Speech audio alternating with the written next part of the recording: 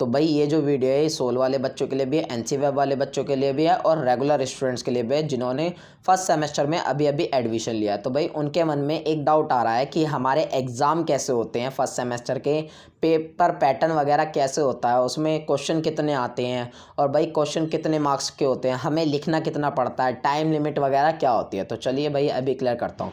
देखिए सबसे पहले क्या है, आपके जो एग्ज़ाम हैं वो कोरोना की वजह से दो टाइप में होने लग गए। पहला तो ऑफलाइन मोड, आप जानते ही हो जब कोरोना नहीं था तो ऑफलाइन मोड में ही होते थे, ठीक है ना, सेंटर पे जाके आपको एग्ज़ाम देना पड़ता था, वो भी समझाऊंगा और साथ ही साथ ऑनलाइन मोड जो कोरोना की वजह से आ चुका है वो भी समझाऊंगा, ताकि आपके पेपर ऑफलाइन हो तब भी आपको समझ में आ जाए, ऑनलाइन हो तब भी। तो भाई देखो समझाने की कोशिश करता हूँ। क्या है कि सबसे पहले तो भाई आपके जो एग्ज़ाम होता है उसमें क्वेश्चन कितने आते हैं। तो भाई क्वेश्चन आपके 6 से 8 क्वेश्चन आते हैं, या तो फिर 6 क्वेश्चन आएंगे या फिर 8 क्वेश्चन आएंगे। अब बात यहाँ पे ये आती है कि आपको करने कितने होंगे। तो भाई आपको आंसर जो हैं वो किसी 4 क्वेश्चन के करने होते हैं। ये मैं आपको पिछले 2 साल के क्वेश्चन पेपर देखते हुए बता रहा हूँ, ठीक है ना, पिछले 2 साल के एक्सपीरियंस के बेस पे बता रहा हूँ, ठीक है। 6 आएंगे क्वेश्चन या तो फिर 8 आएंगे और करने आपको होंगे गिनती के 4 क्वेश्चन, क्लियर। अब इसके लिए भाई आपको मार्क्स वगैरह कितने मिलते हैं, यानी कि जो 4 क्वेश्चन आप करोगे ये कितने मार्क्स के होते हैं। तो भाई ये 75 मार्क्स के भी होते हैं और 100 मार्क्स के भी होते हैं, वो डिपेंड करता है भाई आपके एग्जामिनर के ऊपर वो कितने मार्क्स का बना है, ठीक है। अब यहाँ पे बच्चों के मन में एक डाउट आएगा, अगर 75 मार्क्स का हुआ तो क्या हमारे असाइनमेंट वगैरह भी होंगे। तो नहीं भाई, देखिए सोल वाले बच्चों के कोई भी असाइनमेंट नहीं होते, क्लियर हो गई बात, कोई भी किसी भी टाइप के असाइनमेंट नहीं होते सोल वाले बच्चों के, कोई भी प्रैक्टिकल नहीं होते। रही बात भाई रेगुलर वाले बच्चों की, तो उनके असाइनमेंट प्रैक्टिकल वगैरह होते हैं, तो उनको उनके टीचर जो है बता देंगे, अपने टीचर से कॉन्टैक्ट कर लीजिएगा, क्लियर हो गई बात।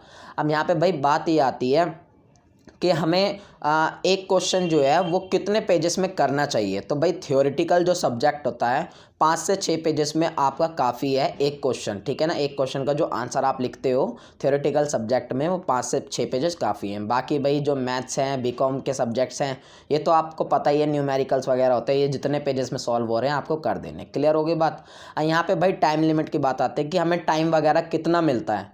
तो भाई टाइम बता देता हूँ आपको एग्ज़ाम के लिए कितना मिलता है। देखिए भाई ऑफलाइन जो एग्ज़ाम होते हैं उसमें आपको गिनती के 3 घंटे मिलेंगे, ठीक है ना, सिर्फ 3 घंटे मिलेंगे ऑफलाइन एग्ज़ाम में। रही बात ऑनलाइन एग्ज़ाम की, तो ऑनलाइन एग्ज़ाम में भाई आपको टोटल 4 घंटे वैसे मिलेंगे। 4 घंटे में आपको भाई अपना एग्ज़ाम भी लिखना है, PDF भी बनानी है एंड देन अपलोड भी कर देनी है। इस चीज़ के आपको 4 घंटे मिलेंगे, यानी कि 3 घंटे तो आपको लिखने के मिलते हैं और 1 घंटा आपको क्वेश्चन पेपर डाउनलोड करने का, लिखने का, PDF बनाने का और फिर वापस अपलोड करने का। तो ऐसे मिला के टोटल आपको ऑनलाइन में 4 घंटे हो जाते हैं, ठीक है। एक 5वां घंटा और मिलता है ऑनलाइन में आपको, वो 5वां घंटा इसलिए होता है, मान लो अगर इन 4 घंटे में आपके साथ कोई टेक्निकल इशू होता है तब आपको 5वां घंटा दिया जाता है, ठीक है। तो वो जब बात होगी ऑनलाइन की वो तभी आपको समझाऊंगा, अभी से टेंशन नहीं लेनी, सारी गाइडलाइंस तभी आपको समझा दी जाएगी, ठीक है। अब यहाँ पे भाई बच्चों के मन में एक और डाउट बहुत आता है कि पेपर जो है वो ग्रेजुएशन के हार्ड होते हैं या इजी होते हैं।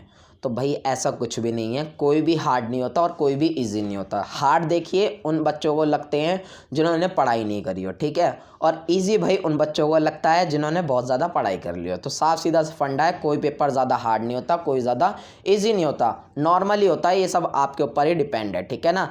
आपके जो 12th के बेस पे जो आप पढ़ के आए हो उसी से रिलेटेड ही होता है सब कुछ। ऐसा नहीं है कि आपको एकदम से बिल्कुल अलग ही हाई लेवल पे ले जाएंगे, ऐसा कुछ नहीं है, उससे थोड़ा सा ही ऊपर लेवल होगा।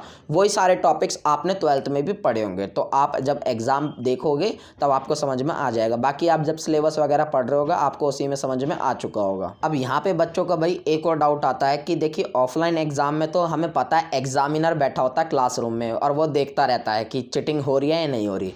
तो क्या ऑनलाइन एग्ज़ाम में भी कोई एग्जामिनर होता है जो हमें चेकआउट करेगा। या आपके मन में ये भी डाउट आता होगा कि ऑनलाइन एग्ज़ाम में हमें वीडियो कॉल पे रहना पड़ेगा, ऐसा कुछ समथिंग। नहीं भाई ऐसा कुछ नहीं होता, ठीक है ना। ऑनलाइन एग्ज़ाम में कोई भी एग्जामिनर नहीं होता, कोई भी आपको वीडियो कॉल पे नहीं रहना। सिर्फ वेबसाइट दी जाती है आपको, वेबसाइट पे आपका क्वेश्चन पेपर आता है, वहाँ से आपको डाउनलोड करना है पीडीएफ फॉर्म में एंड देन आपको अपना एग्ज़ाम लिखना है, फिर पीडीएफ बनानी है एंड देन वापस वेबसाइट पे टाइम के अकॉर्डिंग आपको अपलोड कर देनी है। बस आपका एग्ज़ाम फिनिश, ठीक है ना।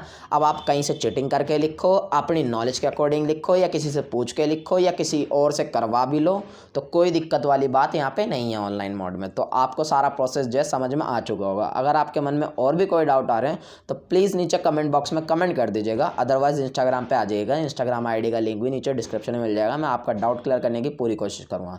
तो बस यही बातें क्लियर करनी थी मुझे। मिलते हैं नेक्स्ट वीडियो में।